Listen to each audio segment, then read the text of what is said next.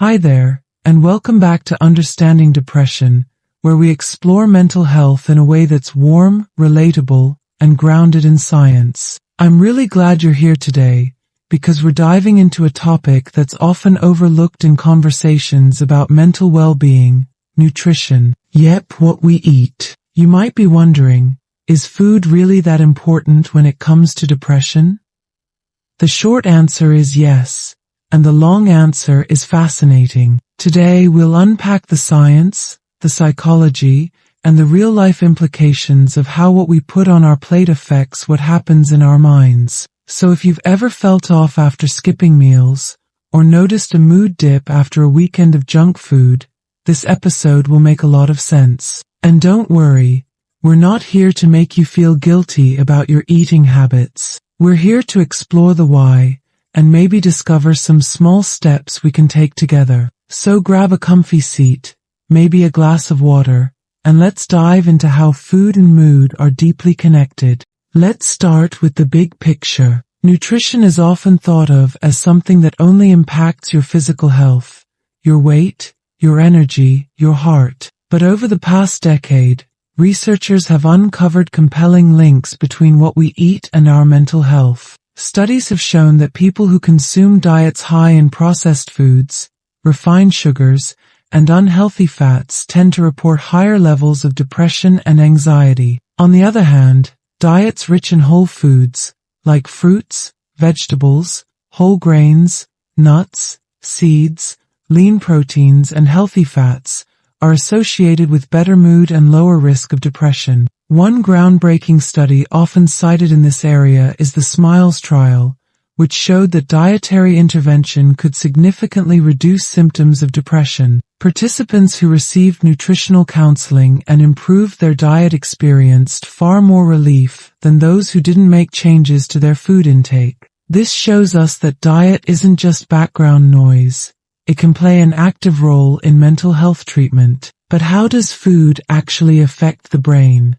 One answer lies in inflammation. Diets high in sugar and processed foods can promote chronic inflammation, which has been linked to depressive symptoms. Meanwhile, anti-inflammatory foods, like omega-3 fatty acids in fish and antioxidants in berries, can help calm this response. Now let's talk about specific nutrients. Several vitamins and minerals play essential roles in brain function, and being deficient in them can potentially contribute to depression. Let's start with vitamin D. Often called the sunshine vitamin, vitamin D helps regulate mood, and low levels are frequently observed in individuals with depression. Because many people spend most of their time indoors, it's easy to become deficient, especially during the winter months. Another key nutrient is B12. This vitamin supports the nervous system and the production of neurotransmitters like serotonin and dopamine. A deficiency can lead to fatigue, irritability, and yes, symptoms of depression. This is particularly common among older adults, vegetarians, and vegans. Iron is another one to watch. Iron deficiency anemia can cause symptoms that mimic depression, like fatigue, brain fog, and low motivation. Let's not forget omega-3 fatty acids. These essential fats are found in fatty fish like salmon, and they support brain health by reducing inflammation and promoting healthy neurotransmitter function. Research suggests that populations with higher fish consumption tend to have lower rates of depression. Magnesium, zinc, and selenium are also worth mentioning. Each of these supports brain function and emotional regulation in different ways. Low levels of magnesium, for instance, are often linked to stress and anxiety. The takeaway here is simple. Our brains need fuel, and they need the right kind of fuel to function well. When we're running on empty, or worse, on junk, it can be hard to feel emotionally balanced. Have you ever had a gut feeling about something? It turns out, there's more science behind that phrase than you might expect.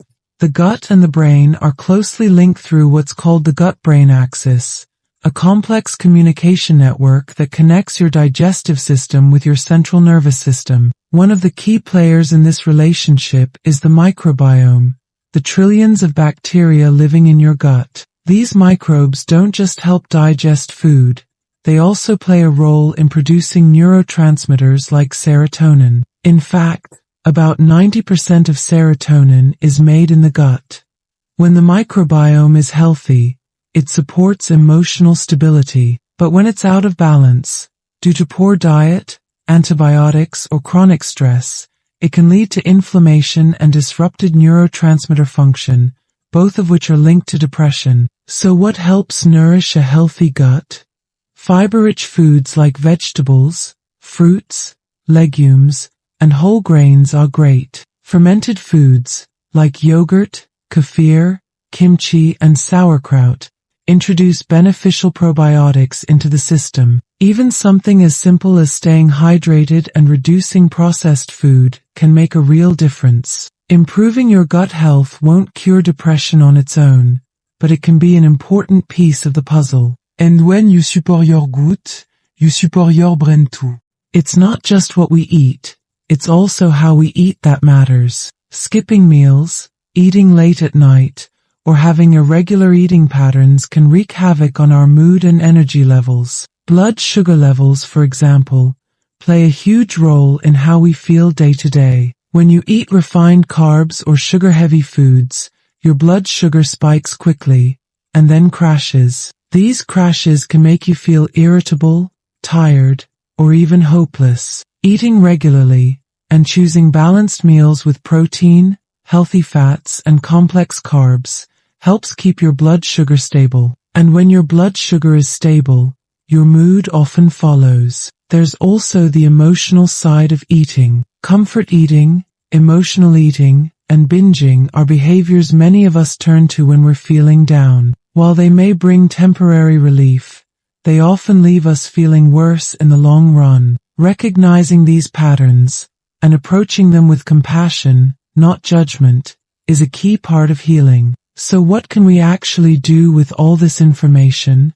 First, let's take a breath. You don't need to overhaul your entire diet overnight. This isn't about perfection, it's about support. Start small. Maybe that means adding a serving of vegetables to one meal a day, or switching from sugary cereal to oats in the morning, or drinking one extra glass of water. Listen to your body. Notice how you feel after certain meals. Keep a gentle journal if that helps.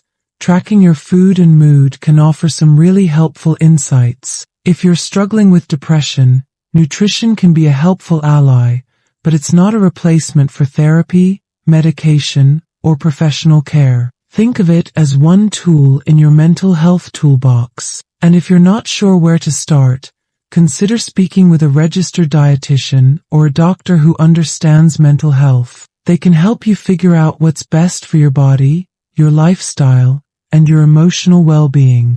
Thanks for tuning in to this episode of Understanding Depression. We've explored how nutrition impacts mental health, from essential nutrients to the gut-brain connection, to how our eating patterns shape our emotional world. If anything resonated with you today, I hope you'll carry it with kindness and curiosity. And remember, taking care of your mental health is never a one-size-fits-all journey. If you found this episode helpful, please like, comment, and subscribe. Share it with someone who might need it.